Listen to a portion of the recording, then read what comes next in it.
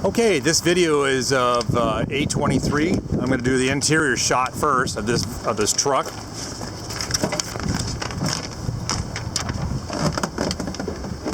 This is a Chevrolet C7500 delivery truck. It has 100,834 miles. That's what the dash looks like. It's in working order. They're getting rid of it because they got funds for new vehicles. And when the district gets vehicles about 100,000 miles, they tend to get rid of them and move on to something new because of the nature of the way they perceive things and do things here.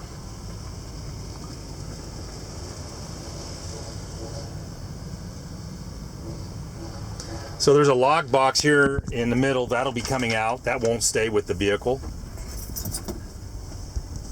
There's the door there. No scratches. Manual windows.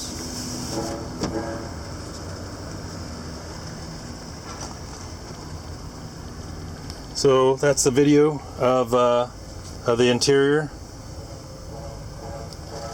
Next one will be of the engine.